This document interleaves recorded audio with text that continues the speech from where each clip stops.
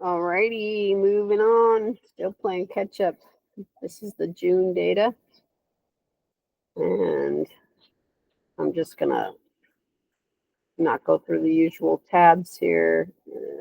Where's my June stuff?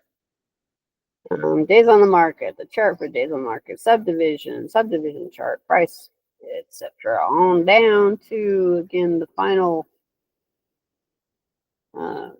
screen that pulls everything together, the final tab that pulls everything together, which is the month over month change in the data. So not much change on the days on the market prior to going pending. Don't expect that to change. There's our subdivisions, top 4 subdivisions with sales for the month.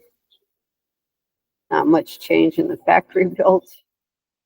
My neighbor's working on one of his builds, it sounds like. Sorry about that.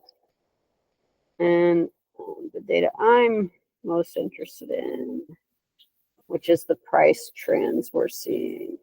Oh, I forgot to do my little green shading here.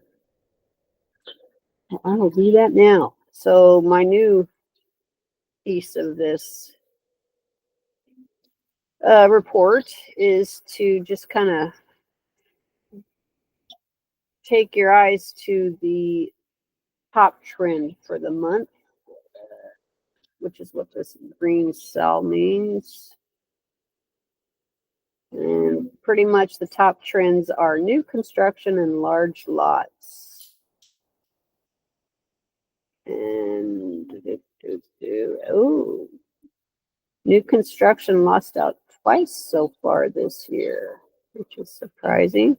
For the month of June, we only had 11 sales that were new construction, and we had 18 sales that were the large lots with upgrades.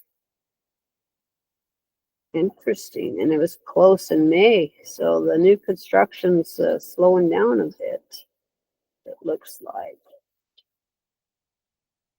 And our price points, or our ranges, I should say, again, recapping from the May data.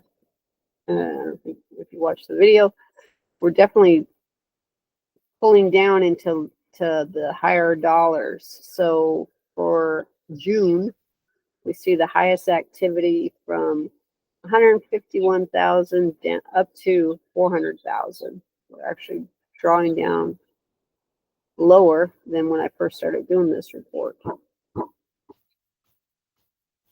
And it's getting very noisy here. So I'm just going to wrap this up and say that this spreadsheet's available if you kind of want to look at it on your own. It's going to be linked in the video. Thanks a lot. Have a great day.